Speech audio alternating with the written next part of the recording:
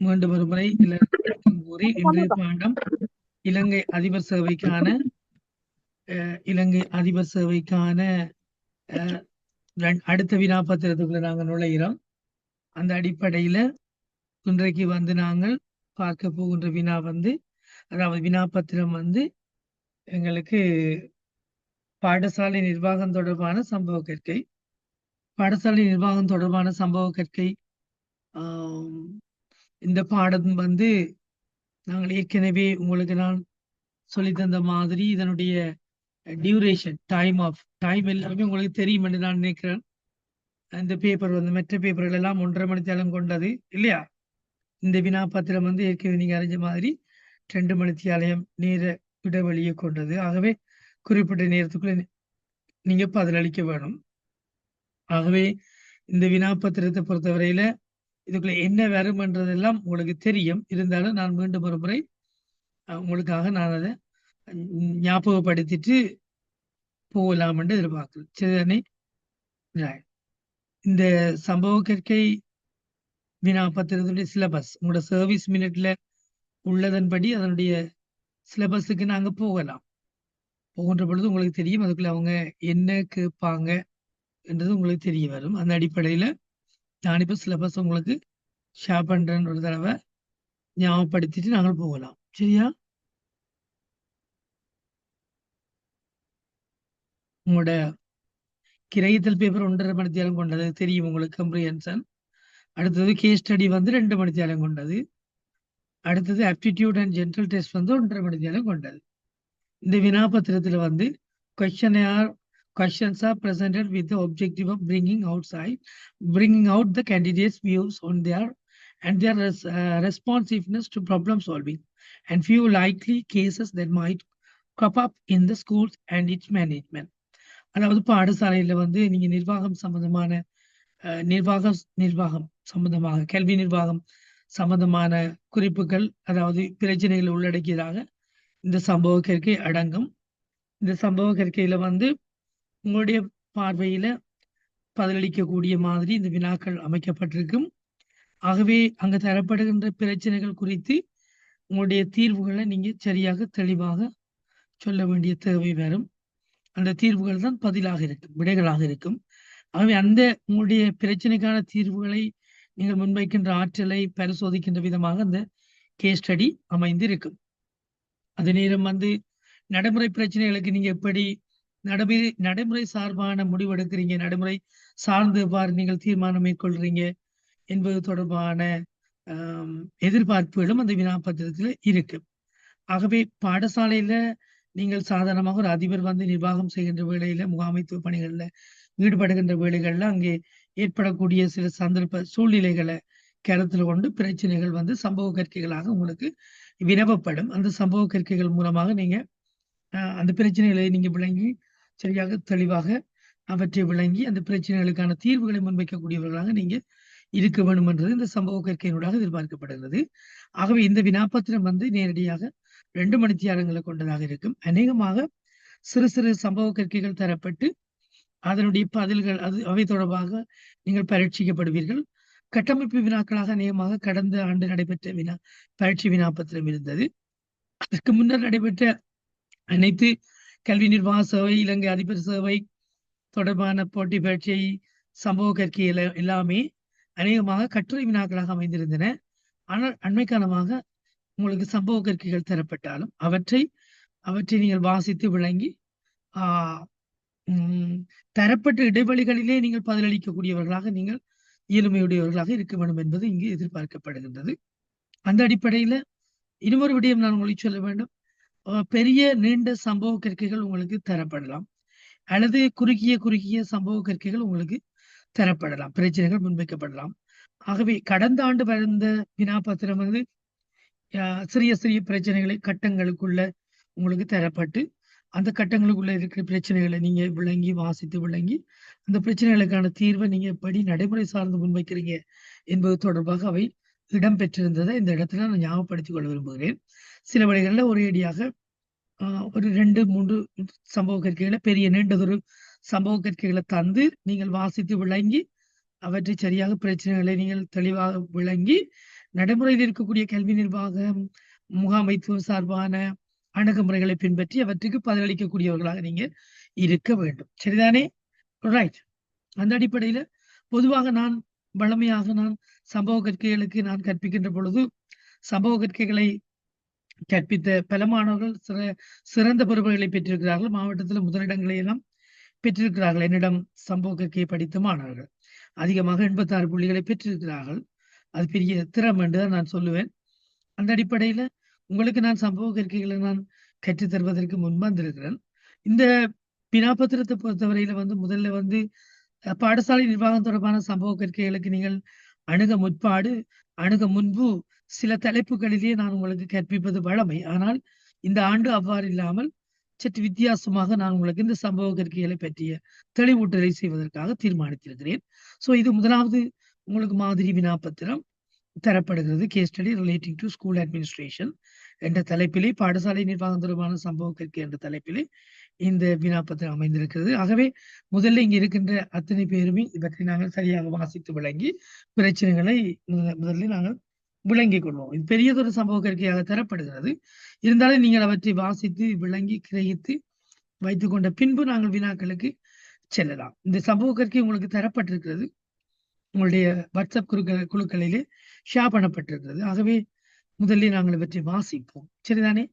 நான் எந்த விதமான தலையீடுகளும் உங்களுக்கு வாசிப்பதற்காக குறிப்பிட்ட ஒரு 15 நிமிட நேரம் தரப்போகிறேன். ஆகவே நீங்கள் எல்லோருமே வாசித்து ஒவ்வொரு பந்தியிலையும் சொல்லப்படுகிற பிரச்சனைகளை முதல்ல குறிப்பெடுத்துக் கொள்ளுங்க, அடிக்கோடிட்டுக் கொள்ளுங்க, அல்லது நீங்கள் நோட் பண்ணி கொள்ளுங்க. உங்களுடைய வாட்ஸ்அப் குழுக்கள்ல சம்பவ கற்கையினுடைய PDF ஃபார்மேட் அனுப்பப்பட்டு இருக்கிறது. ஓகே, சரியா?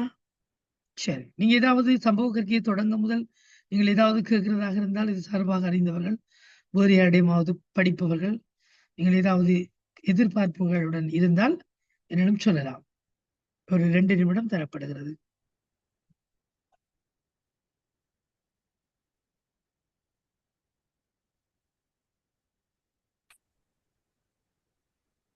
சரி, அந்த அடிப்படையில நாங்க இலங்கை அதிபர் சேவை வகுப்பு 3க்கு ஆட்சேர்ப்பு செய்வதற்கான பாடசாலை நிர்வாகம் சம்பந்தமான சம்பவ கற்கையில நாங்கள் பார்ப்போம். தற்செயலாக உங்களுக்கு இது உங்களுக்கு டிஸ்கனெக்ட் ஆயினாலும் மீண்டும் அதே லிங்க்ல, இறுதியாக அனுப்பப்பட்ட லிங்க்ல நீங்க ஜாயின் பண்ணிக்கொள்ளலாம். சரியா? சரி.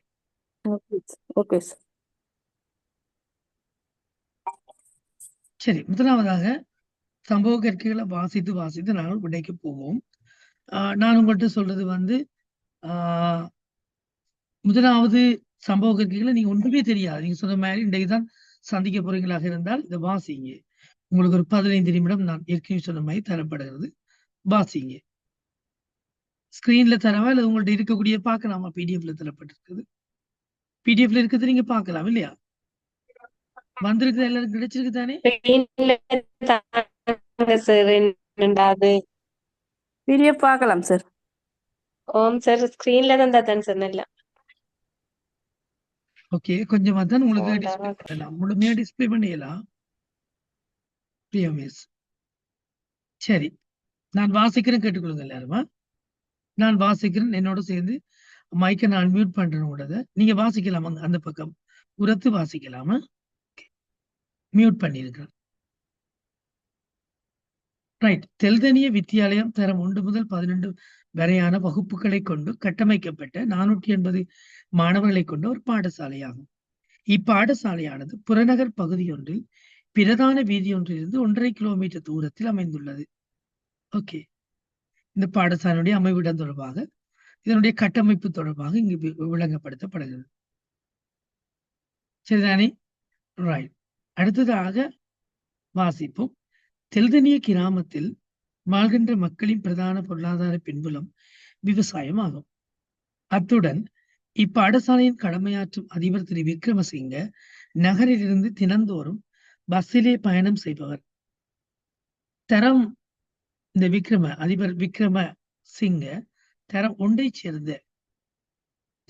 சேர்ந்த இந்த அதிபர் அடுத்த வருடத்திலே சேவையிலிருந்து ஓய்வு பெறுவதற்கும் உள்ள தினசரி 8:30 மணி தொடக்கம் முற்பகல் 9 மணிக்கும் இடையில் எப்படியாவது பாடசாலைக்கு சேர்ந்து விடுவார். நீங்க நான் நான் வாசித்துக் கொண்டு போகின்ற பொழுது முதலாவது பந்தி என்ன சொல்லுகிறது அதை நோட் பண்ணி கொள்ளணும் என்ன. அதாவது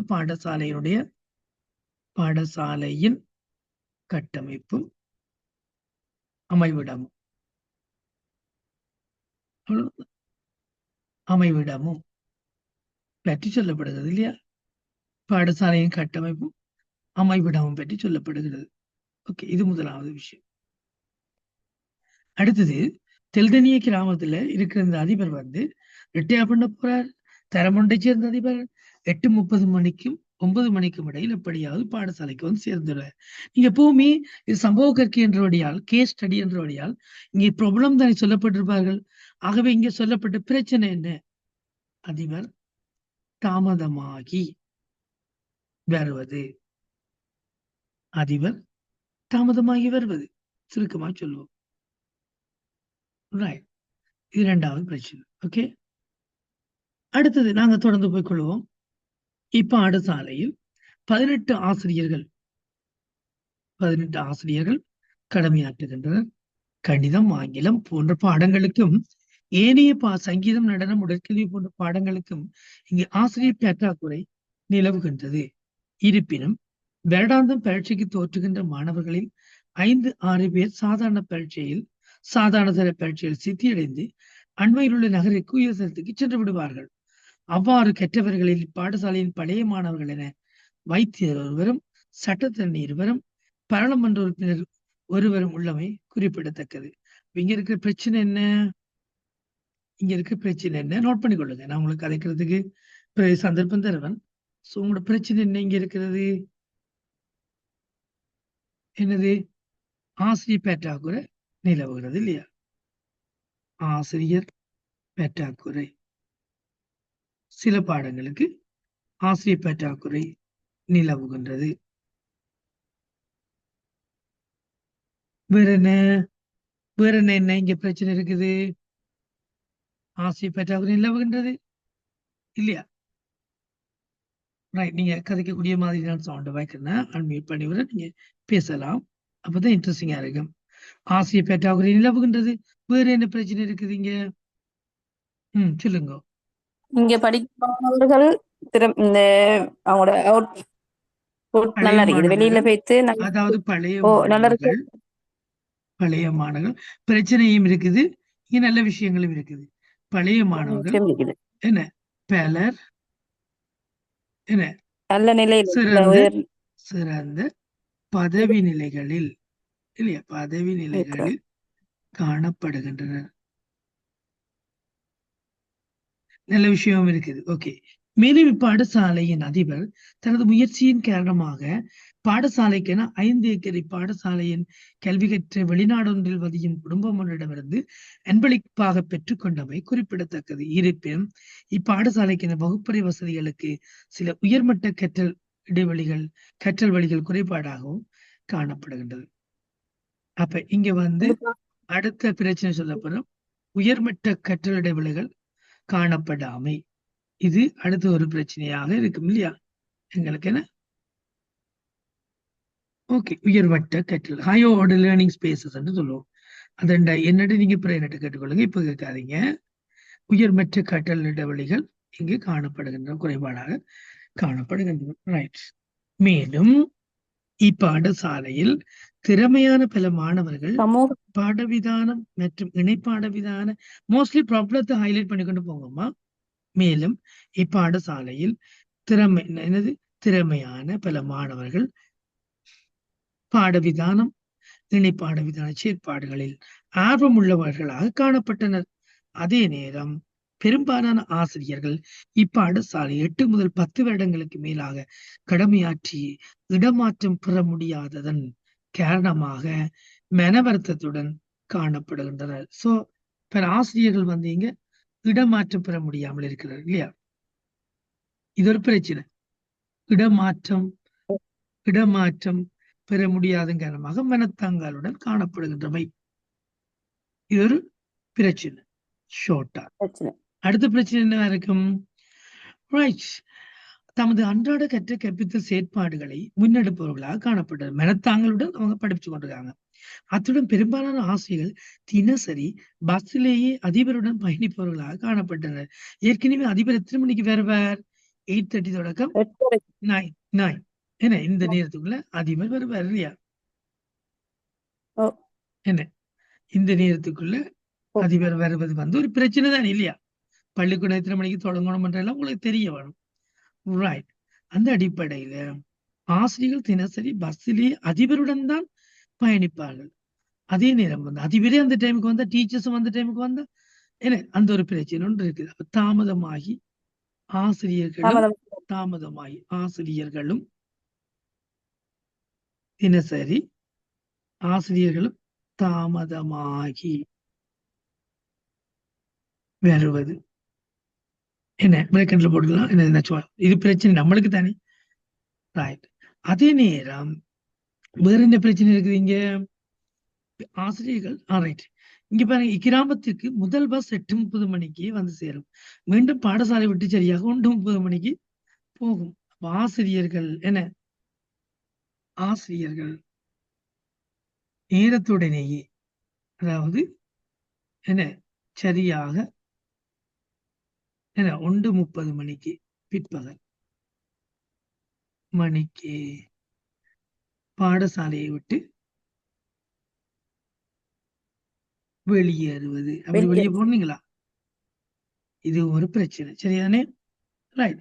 மேலும் மக்கள் மத்தியில் அதிபர் ஆசிரியரை பற்றி பெரும்பாலும் திருப்தியற்ற விமர்சன நிலையே காணப்பட்டது. அப்ப கட்டும் பிரச்சனையான ஒரு பள்ளிக்கூடமா இருக்குது. இது என்ன சொல்றீங்க? கடும் பிரச்சனையான பள்ளிக்கூடமாக இருக்கிறது. சரி.